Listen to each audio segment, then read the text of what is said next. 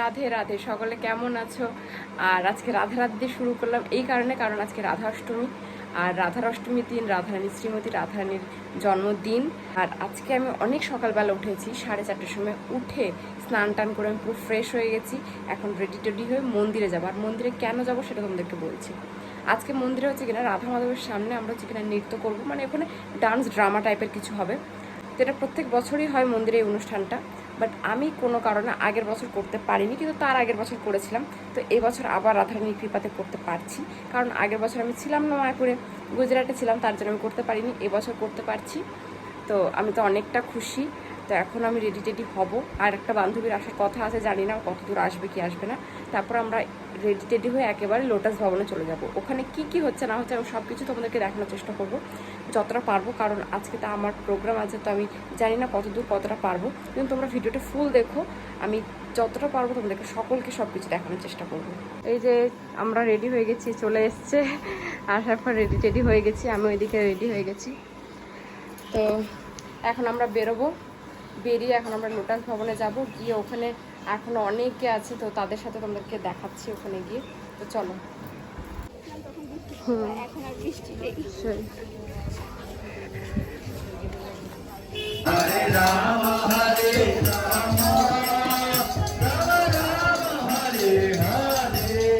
আমরা এই যে লোটাস ভবনে চলে এসেছি। আসার পর আমরা এখন এখানে কনফারেন্স রুমে যাবো। এখানে সবাই রেডি হচ্ছে মোটামুটি। আর এসে দেখি অনেকে রেডি হয়েছে, অনেকে রেডি হয়নি, অনেকে রেডি হচ্ছে, এরকম অবস্থা। আর এরা তো আশায় আছে যে আমি ওদেরকে রেডি করিয়ে দেবো। তো আমাকে বলছে যে একটু রেডি করিয়ে দাও, তুমি তো রেডি হয়ে এসছো। তো দেখি আমি ওদেরকে একটু চেষ্টা করবো হালকা পাতলা রেডি করে দেওয়ার। আরে দেখো এখন মন্দিরে বাজে হচ্ছে কিনা 7:30। আর বেশি লোকজন এখনো আসেনি, অল্প কিছু এসছেন ভক্তরা। আর এখানে দীপা আমার পিছন পিছন বারবার বলছে যে আমাকে একটু গুপি পরিয়ে দে। তো এখানেও সেটাইও বলছিল যে আমাকে একটু গুপিটা পরিয়ে দেওয়ার জন্য। অনেক চিল্লামিল্লি করছিল, তো আমি বলেছি না, পড়তে হবে না, তাই ওরকম করছে। আর এখানে দেখো ধীরে ধীরে সবাই কিন্তু রেডি হচ্ছে। আর এদিকে আমি আরামসে বসে আছি, কারণ আমি যাদেরকে রেডি করার ছিল তাদেরকে একটু হালকা পাতলা রেডি করিয়ে দিয়ে আমি এখানে বসে আছি। আর এখানে আমি একা একা বসেছিলাম বলে দেখো আমাদের এখানে ছোট্ট গুপি আমার কাছে চলে এসেছে, এসে আমাকে একটু আদর করছিল, আমিও ওকে একটু আদর করছিলাম।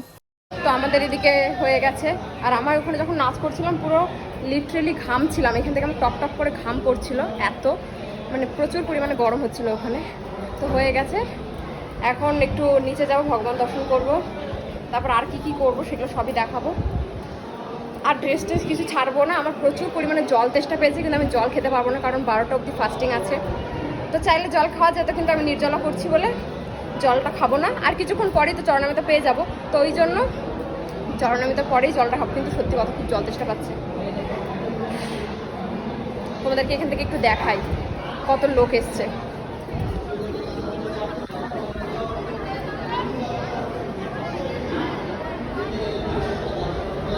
দেখো কত কত লোক এসছে, সবাইকে বার করে দিচ্ছে। কেউ বসে আছে মন্দির থেকে, এই যে সব দর্শন করে বেরিয়ে যাচ্ছে।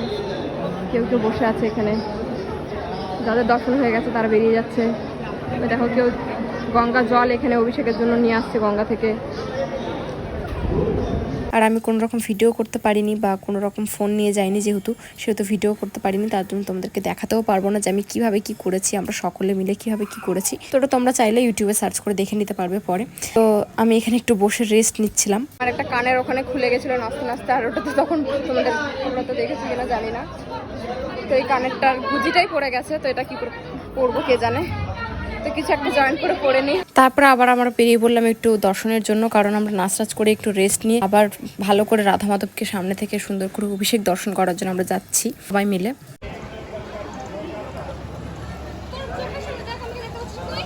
কি হয়েছে, ঝামেলা করিস কেন? মাথা গরম করে দেয় রে ভাই, জানিস না এই সারা থাকে তো ওদেরকে নিয়ে। তারপরে দেখো মন্দিরের ভিতরে চলে আসলাম। এটা কিন্তু পঞ্চতত্ত্বর বাইরে, এখানে কত ভক্তরা বসে আছে। দেখো এখানে যে সামনে টিভি চলছে, সামনে টিভির মধ্যে দর্শন করছে সকলে।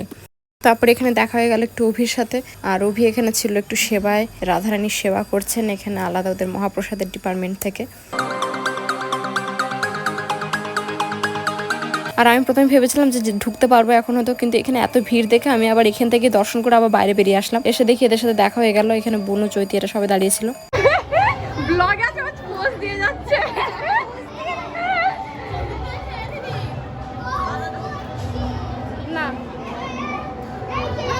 দেখতে পারলাম না কেন? কখন এসেছিস তোরা? আমরা 9টা 9:30 পরে, 9:30 এসেছি, 9:30। আর এখানে সুদেবী আর আমি হচ্ছে কিনা পার্টনার হয়েছিলাম, ও আমার পার্টনার হয়েছিল। তো নাচটা আমরা কেমন কি করলাম, কোথায় কি করেছি এটাই বিষয়ে আলোচনা করছিলাম এখানে। আর এখানে মহাপ্রসাদ থেকে অনেক কিছু তত্ত্ব মতো সাজিয়ে রাখা আছে, মতো অনেক ভ্যারাইটি মিষ্টি আছে যেটা হচ্ছে কিনা রাধা মাধবের জন্য। আর এখানে বসে সবাই টিভিতে দেখছিল কিভাবে অভিষেক হচ্ছে না হচ্ছে। তারপর আমি একটু ভিতরে যাওয়ার চান্স পেয়েছি, এখান থেকে আমি একটু ভিতরে যাব। আর ভিতরে ঢুকতে দেখি এখানে ছোট রাধারানীকে এভাবে বসে দোল দেওয়া হচ্ছে, মানে রাধারানীকে এখানে ছোট করে সাজিয়েছে। আর এখানেই আমি অনেকক্ষণ দাঁড়িয়েছিলাম আর একটু দেখছিলাম, এত সুন্দর লাগছিল, অনেক কিউট দেখতে লাগছিল, মনে হচ্ছে বৃন্দাবনের যে রাধারানী এরকম টাইপেরই দেখতে। কিন্তু তারপরে এখানে চলে আসলাম। আর এখানে তোমরা দেখেছো হয়তো আমরা আগের ভিডিওটা যেটা জন্মাষ্টমীর, সেখানেও কিন্তু এই যে যাবতীয় জিনিসপত্র অভিষেকের জন্য সেগুলো হচ্ছে কিনা এখানে দেওয়া হচ্ছে। তো এখানে এখন ডাবের জলটাকে ঢালা হচ্ছে। আর এদিকে অলরেডি অভিষেক হচ্ছে, কিন্তু আমি সামনে যেতে পারছিলাম না, এই জন্য সাইড থেকে দাঁড়িয়ে দাঁড়িয়ে দর্শন করছি। এখানটা একটু একটু ফাঁকা আছে, এখান থেকে অল্প অল্প দাঁড়িয়ে দর্শন করতে পারছি। ওই যে দেখো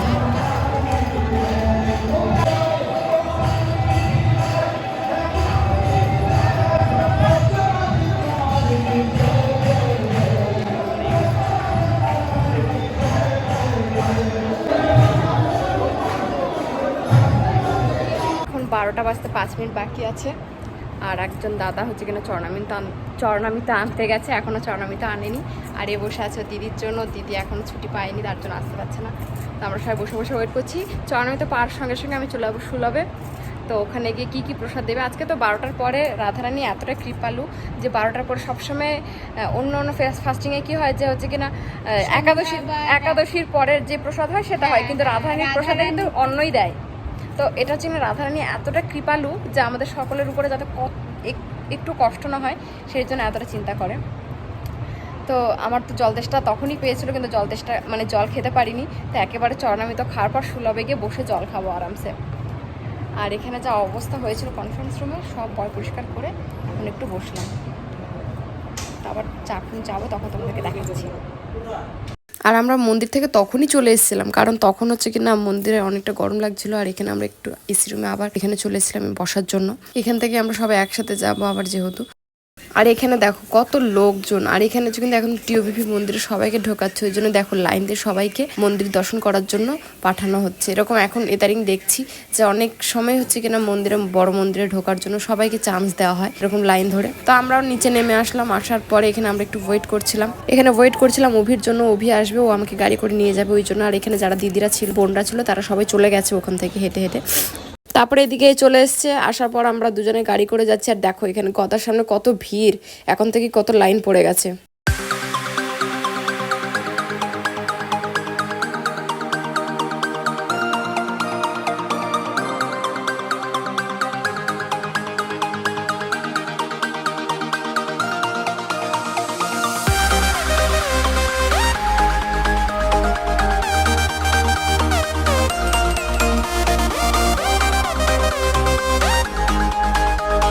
তারপর আমরা সুলভের সামনে চলে এসেছি। এসে এখানে দাদু দাঁড়িয়ে ছিল, এই যে দাদু দেখতে পাচ্ছ তোমরা, সবুজ জামা পরে দাঁড়িয়ে আছে। তো দাদু এসে দেখছি দাঁড়িয়ে আছে, আমি তো দেখে অবাক হয়ে গেছি যে এই গরমের মধ্যে দাদু এসে দাঁড়িয়ে আছে। আর এত গরম হচ্ছিল যে মটকা দিয়ে হাওয়া করে দিচ্ছিল, এতটা পরিমাণে আজকে গরম ছিল। সত্যি কথা বলতে মানে জন্মাষ্টমীতেও বোধহয় এত গরম ছিল না, যে আজকে এতটা কষ্ট হয়েছে সকলের। তারপরে আমি একটু আম গাছের নিচে এখানটা এসে বসে দেখতে যে এখানটা তো আরো বেশি লাইন পড়েছে। আমরা তো সামনে দাঁড়িয়েছিলাম তাই, কিন্তু আরো এখান থেকে কত লাইন পড়েছে জাস্ট দেখো। এই গরমের মধ্যে সবাই কতক্ষণ কষ্ট করে দাঁড়িয়ে আছে। আর এখানে বসে থাকতেই দেখি যে লাইন একদম উলট পালট হয়ে ঘুরে গেছে। তো তার জন্য আমরা দৌড়ে দৌড়ে এসে আবার লাইনে এখানে ঢুকে গেছি। ঢুকে যাওয়ার পরে এখন লাইন এগোচ্ছে সামনে। আর লাইনে যখন এগোতে এগোতে যখন দাঁড়িয়ে যাচ্ছে, আমার জাস্ট অবস্থাটা দেখো, আমি কতটা পরিমাণে ঘামছি। আর এতটা কিন্তু আমি কখনো ঘামি না, আজকে মনে হচ্ছে যে আমি বেশি ঘামছি। আর তার মধ্যে আমি এমন একটা জামা পরেছি এটাতে তো আরো বেশি গরম। Hello guys, welcome to Anita's blog, please subscribe. এই শোন, বৌদির সাথে দেখা হলো, তুমি নাকি আসবে, আসার ইচ্ছা ছিল বাট আসতে পারোনি। কথা হলো, অনেকক্ষণ দাঁড়িয়েছিলাম, বকুল অনেক কিছু রান্না করেছে। তারপরে এখানে আমরা কুপন দিয়ে ভিতরে ঢুকে যাচ্ছি। ভিতরে চলে আসার পরে একদম আমরা শেষের দিকে বসেছিলাম। আর শেষের দিকে ভাগ্যিস একটা ফ্যান ছিল, কিন্তু ফ্যানের হাওয়া কি আর এত গায়ে লাগে। যে করে হোক একটু বসে গেলাম সুন্দরভাবে। আর আমার এই সাইডে অভিরা বসেছে, আর এদিকে হচ্ছে কিনা মাধবী দি আর হচ্ছে কিনা বিপাশা বসেছে। আর এরা এখানে ছবি টবি তুলছে, আর আমি ওয়েট করছি কখন প্রসাদ আসবে, খেয়ে দিয়ে একটু বাড়ি যাব।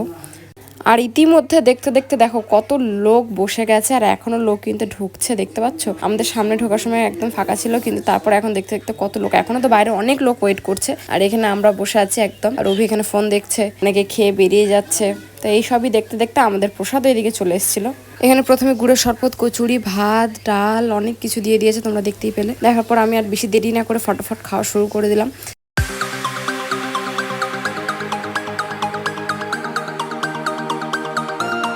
তো আমাদের খাওয়া দাওয়া শেষ, এখন আমরা চলে যাচ্ছি বাড়ির উদ্দেশ্যে বেরোতে। এদিকে আমার বোনদের সাথে দেখা হয়ে গেল, ওরা এখনো লাইনে দাঁড়িয়েছিল, এই যে দেখতে পাচ্ছ তোমরা। আর আজকে এতটা গরম যে দেখো সবার হাতে হাতে কিন্তু পাখা, আর এই গরমের মধ্যে সবার অবস্থা খুবই খারাপ অবস্থা, একদম ভিড়ের মধ্যে। উফ, জাস্ট বলার বাইরে, আমি দেখে আরো মাথা ঘুরাচ্ছে। যাই হোক, এরা এখানে টাটা বাই বাই করে এখন বাড়ি চলে যাচ্ছে, আর আমরা এখন বাড়ি চলে যাব। আর এদিকে আমরা বাড়ির উদ্দেশ্যে বেরিয়ে পড়েছি। বাড়ির উদ্দেশ্যে আমি একা যাব, আর অভির এখনো সেবা আছে, তো ও মহাপ্রসাদে ঢুকে যাবে, ও বাড়ি যাবে না। আমার গাড়িটা মহাপ্রসাদের বাইরেই রাখা আছে, তো আমি গাড়ি নিয়ে সরাসরি বাড়ি চলে যাবো। আর এখানে এরকম হাওয়া দিচ্ছিল, গাড়িতে করে যাচ্ছিলাম বলে বেশ আমার গাড়ি থেকে আর নামতে ইচ্ছা করছে না, মনে হচ্ছে যে এইভাবেই আমি চলে যাই, খুবই ভালো লাগছিল।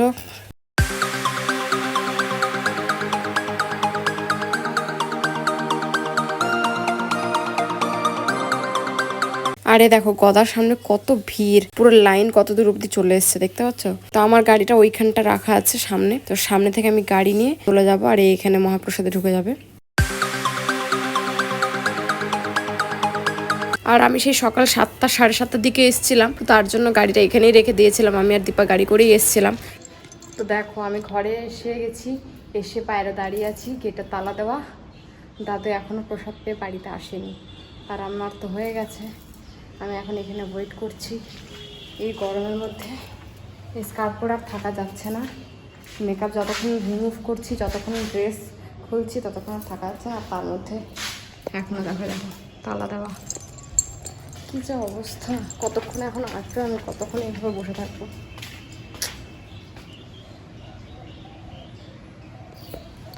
তো আমি এখানে ফ্রেশ হয়ে গেছি, হওয়াটার পর ড্রেস ট্রেস চেঞ্জ করে নিয়েছি। দাদু খুব অসুস্থ হয়ে গেছিলো, একদম মাথা ঘুরে গেছিলো, ওই জন্য দাদু একটা দোকানের ওখানে বসেছিল।